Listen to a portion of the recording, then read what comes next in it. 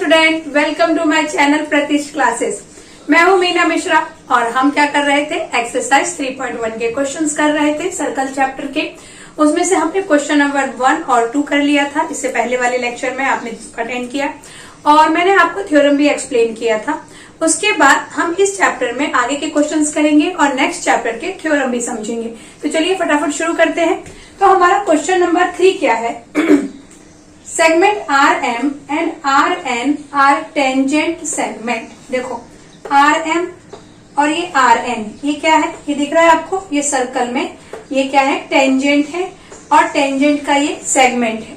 Okay, tangent segment का मतलब क्या हुआ कि ये जो लाइन है, ये मैंने यहाँ तक ऐसा बड़ा सा नहीं बनाया। अगर बड़ा बना दिया होता तो वो रे हो जाता, लेकिन यहाँ कहीं पर भी लाइन में एरो नहीं है, तो इसलिए हम इसका हम बस ये छोटा सा पार्ट ले रहे हैं टेंजेंट का, तो हम इसको बोलेंगे tangent segment. Okay, circle with centre O।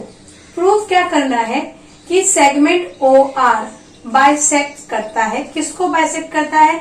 MRN, मतलब ये वाला angle, as well as MON। MRN को भी बाइसेक्ट कर रहा है और MON को भी बाइसेक्ट कर रहा है। ठीक है, MRN को भी बाइसेक्ट करेगा और MON को भी।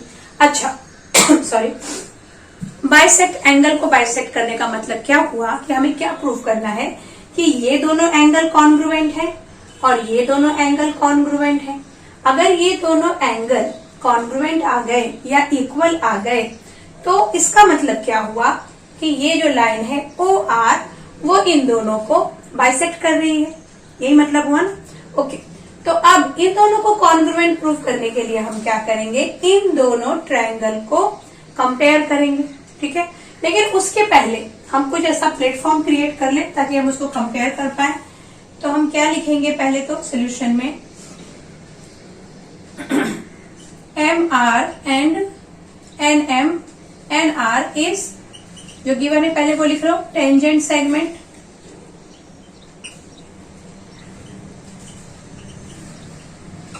उसके बाद OM एंड ON क्या है? रेडियस है, रेडियस ऑफ सेम सर्कल। अच्छा, अगर ये OM और ON रेडियस है तो इसका मतलब क्या हो गया कि ये जो होगा ये 90 डिग्री हो गया। Angle OMR and angle ONR हम क्या लिखेंगे? OM is perpendicular on MR होगा बाय टेंजेंट थ्योरम कि रेडियस जो होता है वो टेंजेंट के कांटेक्ट पॉइंट पे परपेंडिकुलर होता है। तो हम यहाँ लिख दें OM is perpendicular on MR और ये हम किस बेस पे लिख रहे हैं? By tangent theorem.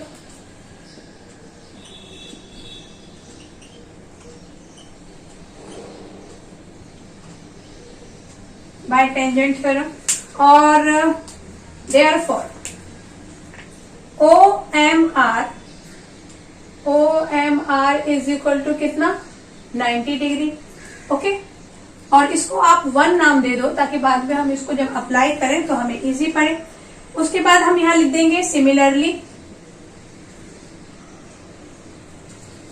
जैसे ही ये OM इस MR के ऊपर परपेंडिकुलर है because it is a radius, वैसे ही ये ON भी क्या होगा? NR पे परपेंडिकुलर होगा क्योंकि ये भी रेडियस है। तो हम यहां लिख देते हैं ON is perpendicular on NR और इसका रीजन क्या होगा? Bye tangent theorem. हम ये भी लिख रहे हैं।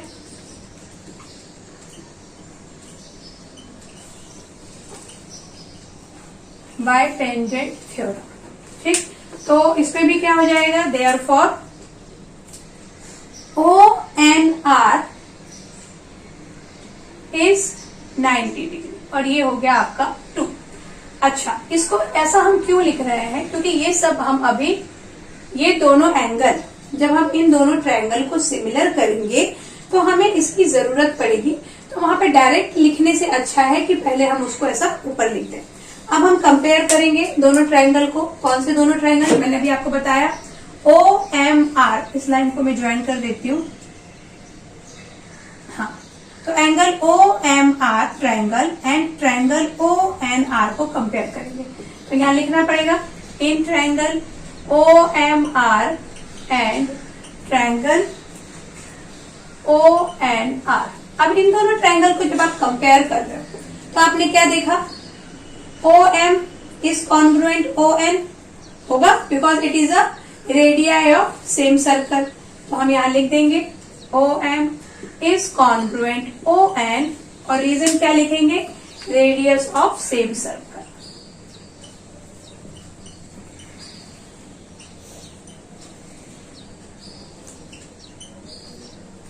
उसके बाद हम क्या लिख सकते हैं, M R is congruent N R by tangent segment theorem. Tangent segment theorem हमने क्या पढ़ा था कि अगर एक्सटीरियर पॉइंट से सर्कल पे, सेम एक्सटीरियर पॉइंट से सर्कल पे जो टेंजेंट बनेंगे वो सब कॉन्ग्रुएंट होंगे।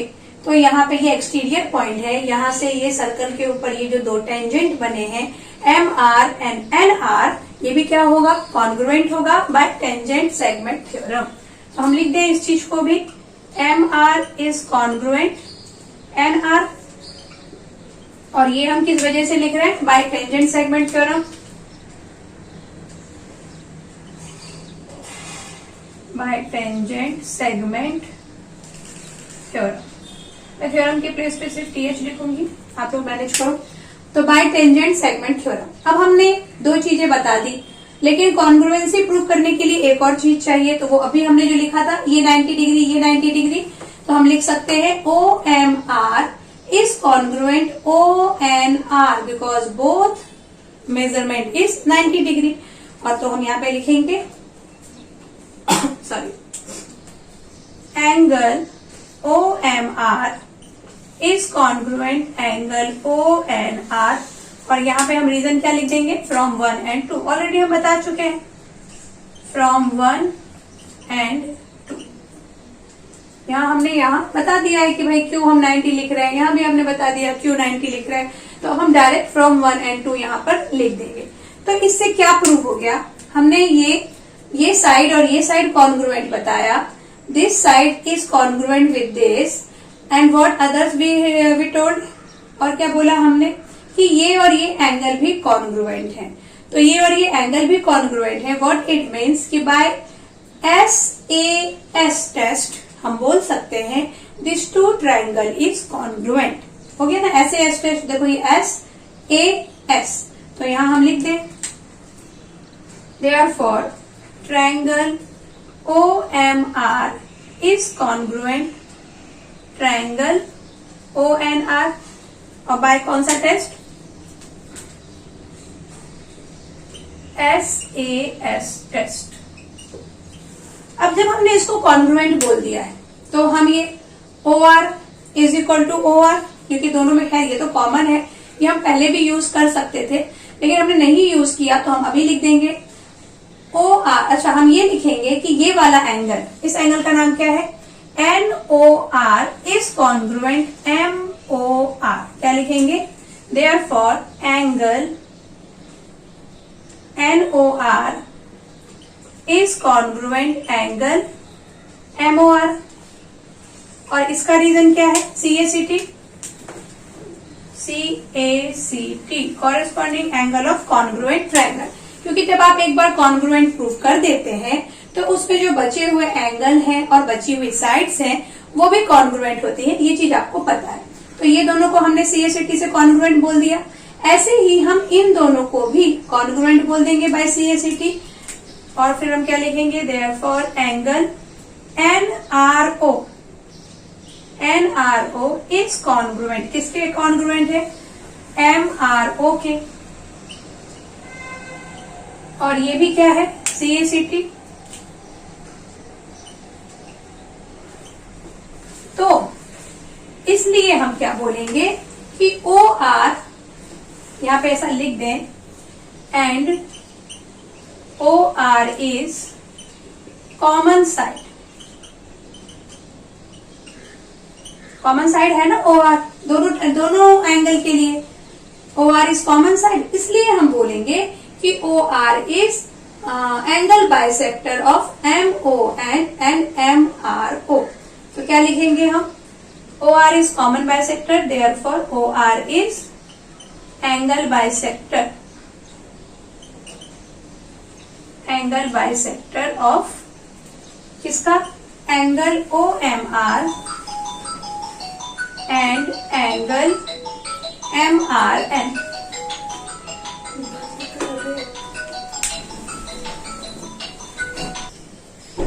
तो यहाँ पे हम क्या लिख सकते हैं? OR is angle bisector of angle OMR and angle MRN। तो ये सब आपको ये क्लियर हो गया। क्वेश्चन नंबर 3 एक बार वापस मैं आपको शॉर्ट में समझा देती हूँ। देखो यहाँ पे क्या है,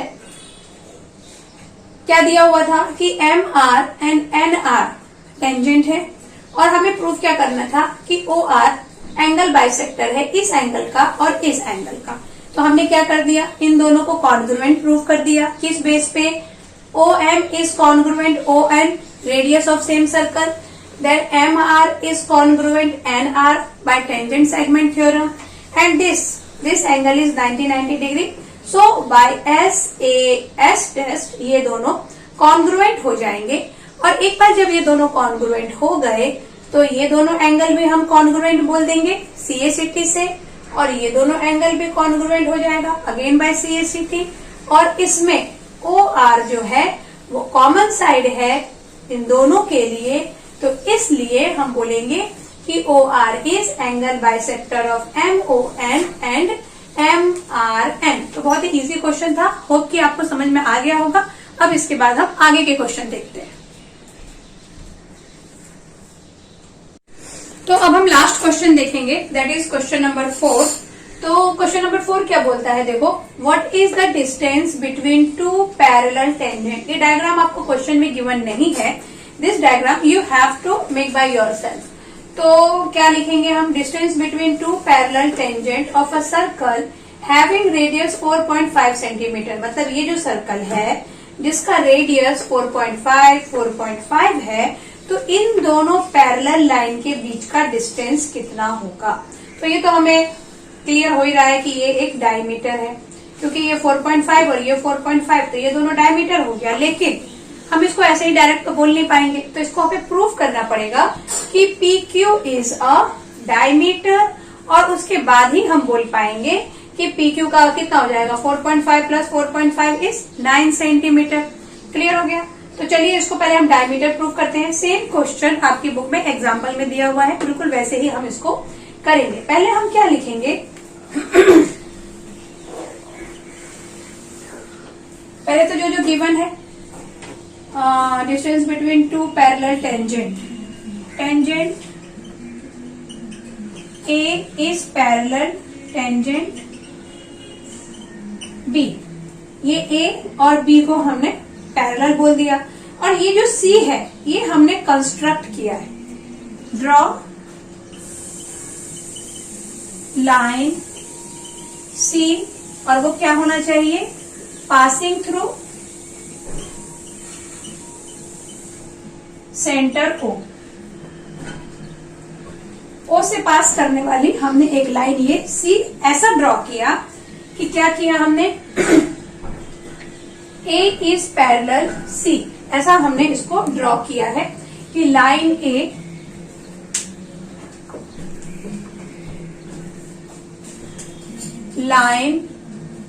इज पैरेलल लाइन C। ये चीज हमने कंस्ट्रक्शन में ही हमने इस बात का ध्यान रखा कि ये सेंटर से पास हो और A और C पैरेलल हो जाए। ओके, अब देखो ये तो 90 डिग्री होगा।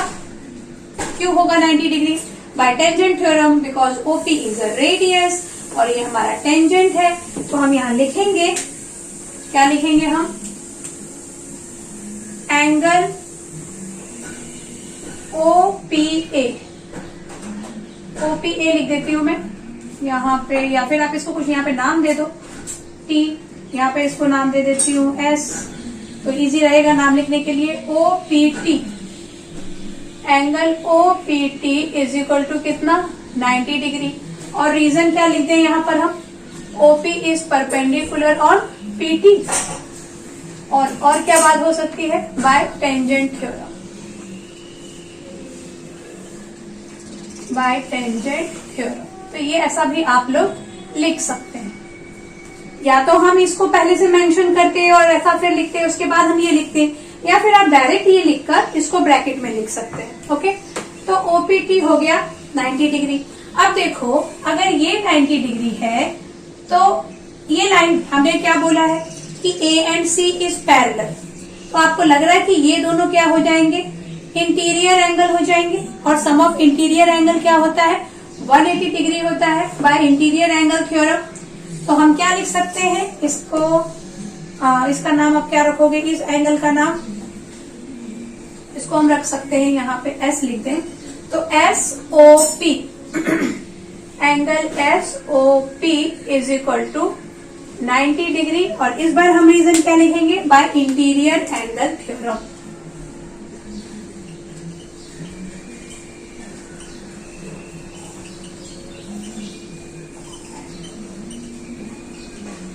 ये समझ में आ गया आपको। देखो, ए और सी को हमने पैरेलल बनाया, तो ये 90 डिग्री है, और ये दोनों जो हो गए ये इंटीरियर एंगल हो गए। तो इंटीरियर एंगल को प्लस करके 180 आता है, इसलिए हम बोल देंगे कि S O P is 90 degree by interior angle theorem. और अब यहाँ पे क्या है कि line A is parallel line B, ये क्या है आपको गिवन है, ये तो गिवन है ना, this two line is parallel. और उसके बाद हमने क्या ड्रॉ किया कि line A is parallel line C, ये हमने क्या किया था, कंस्ट्रक्शन किया था। अच्छा, तो इसके अगर ए बी के पैरेलल है और ए सी के भी पैरेलल है, तो हम ये बोल सकते हैं कि line B is parallel line C. ये भी आपने प्रॉपर्टी पढ़ी हुई है। Therefore line B is parallel line C. अब इन दोनों को अगर हम पैरेलल बोलें तो अगेन क्या होगा, ये 90 डिग्री बाय टेंजेंट थ्योरम, और ये भी हो जाएगा 90 डिग्री। कैसे हो जाएगा 90 डिग्री, इसको आप 1 नाम दे दो। ये 90 डिग्री क्यों हो जाएगा, बाय इंटीरियर एंगल थ्योरम। तो यहाँ पे हम सिमिलरली लिख सकते हैं, similarly angle S O Q, S O Q is equal to 90 degree. और रीजन क्या लिख देंगे हम,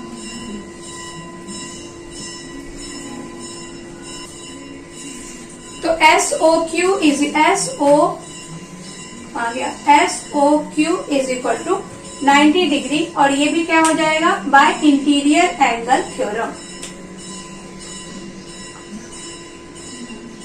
इंटीरियर एंगल थ्योरम। जैसा कि हमने यहाँ ऊपर किया था, सेम प्रोसेस यहाँ भी हुआ है, और हमने इसको भी 90 बोल दिया।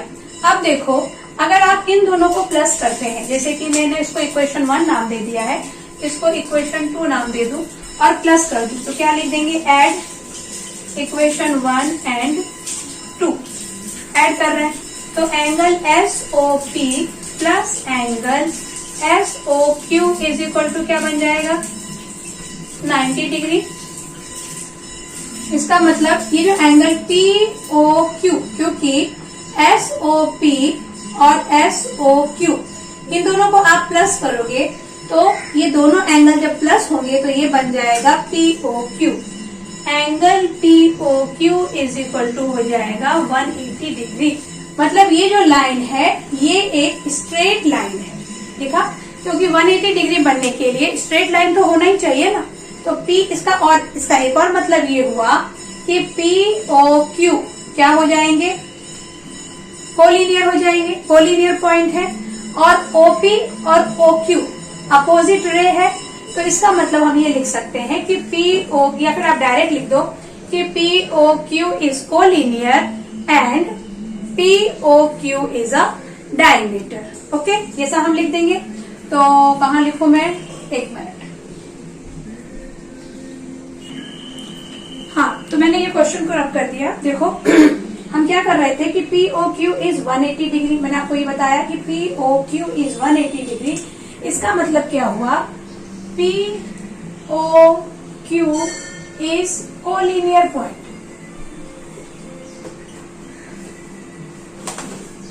Collinear point. और एक बात क्या हो गई, therefore OP and OQ is opposite ray. Opposite होंगे तभी तो लाइन बनाएंगे ना, ऐसा POQ अपोजिट होना जरूरी है, नहीं तो OP और OQ अगर एक ही के ऊपर एक रहेगा तो फिर हम उसको 3 पॉइंट हमें नहीं मिल सकते हैं। तो OP और OQ is opposite ray, therefore हम क्या बोल सकते हैं, PQ is diameter of circle. और इसी के बेस पे हम बोल देंगे कि डिस्टेंस बिटवीन पैरेलल लाइन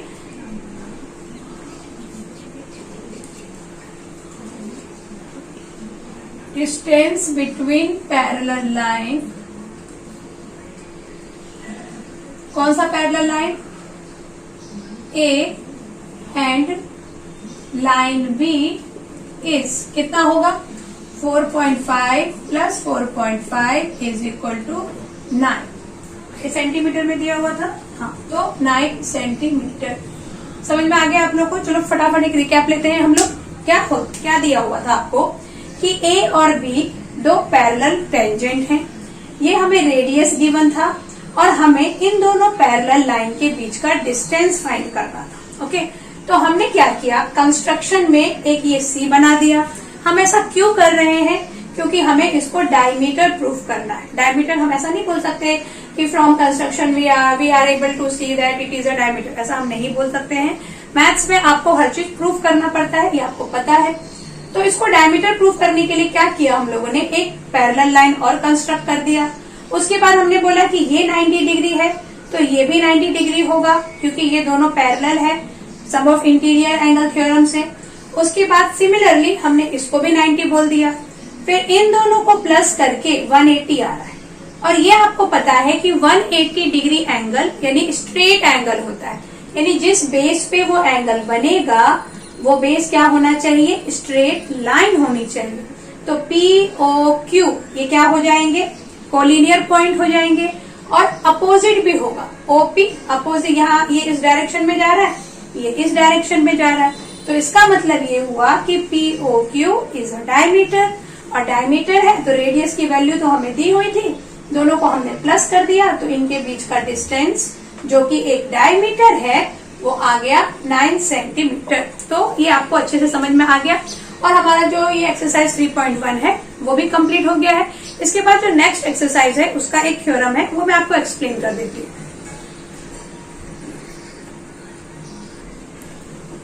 तो नेक्स्ट चैप्टर का हमारा थ्योरम क्या है, थ्योरम ऑफ टचिंग सर्कल। दो सर्कल टच कर सकते हैं एक दूसरे को, इंटरनली भी और एक्सटर्नली भी।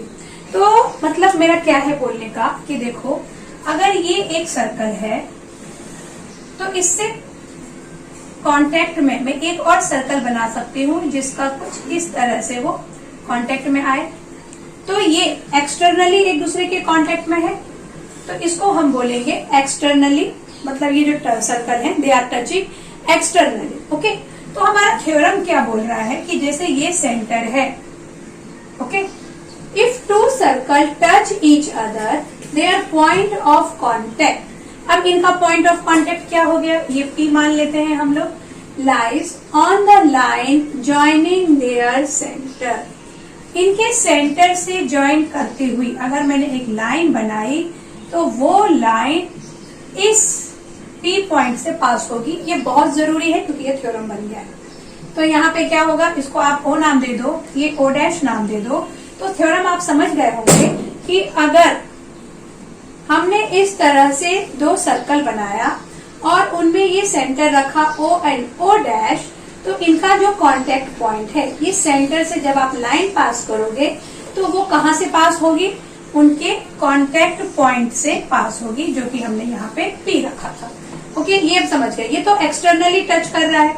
अगर ये इंटरनली टच करता, मतलब अगर एक ऐसा सर्कल हम बनाए और फिर वहीं पे एक और सर्कल हम बनाए, ये, तो ये क्या हो रहा है, इंटरनली टच कर रहा है। तो इसका सेंटर आप समझ लो कुछ यहाँ, और इसका ये बड़े वाले का सेंटर भी कुछ यहाँ होगा। ये हमारा कांटेक्ट पॉइंट है, और सेंटर से पास करती हुई जो लाइन होगी वो इसके कांटेक्ट पॉइंट पे जाएगी। एक्सटर्नली में आप समझ गए, ये आपको सर्कल जैसा नहीं दिख रहा होगा, लेकिन आप सर्कल बनाएंगे तो वहां पे ये ऐसे ही होगा। ये O है और ये O डैश है। ये O डैश इस बड़े वाले सर्कल का सेंटर है और ये जो O है वो इस छोटे वाले सर्कल का सेंटर है। ये P इनका कांटेक्ट पॉइंट है और जब ये सेंटर को ज्वाइन करती हुई लाइन हम ड्रॉ करते हैं तो वो कहां से कहां जाएगी, इस कांटेक्ट पॉइंट पे जाएगी। ये हमारा थ्योरम है और इस थ्योरम का नाम है थ्योरम ऑफ टचिंग सर्कल। इस थ्योरम को ही यूज करके हम एक्सरसाइज 3.2 के सारे क्वेश्चंस करेंगे, जो कि नेक्स्ट लेक्चर में मैं आपको करवाऊंगी। ओके देन, आप होप कि आपको ये सब कुछ अच्छे से समझ में आ गया होगा। लेकिन अगर आपको कुछ भी डाउट है तो आप मुझे मेरा इंस्टाग्राम का जो आईडी है उसमें, जो डिस्क्रिप्शन बॉक्स में दिया हुआ है, उसमें आप मुझे मैसेज कर सकते हैं। अगर आपको इस चैप्टर के नोट्स चाहिए तो वो भी वहां पे अवेलेबल है, आप वहां मुझे मैसेज कर सकते हैं, तो फिर मैं आपको वहां पे सेंड कर दूंगी, या फिर आप मुझे मेल भी कर सकते हैं। कुछ भी अगर डाउट है तो कमेंट सेक्शन तो आपके लिए है ही, आप वहां भी मुझे मैसेज कर सकते हैं। और सबसे बड़ी इम्पोर्टेंट बात जो है कि आप चैनल को सब्सक्राइब करना मत भूलिए, क्योंकि चैनल को सब्सक्राइब करना बहुत जरूरी है। लेकिन अगर आपने चैनल को सब्सक्राइब कर दिया है तो उसके लिए थैंक यू वेरी मच। मिलते हैं नेक्स्ट लेक्चर में। Thanks for watching.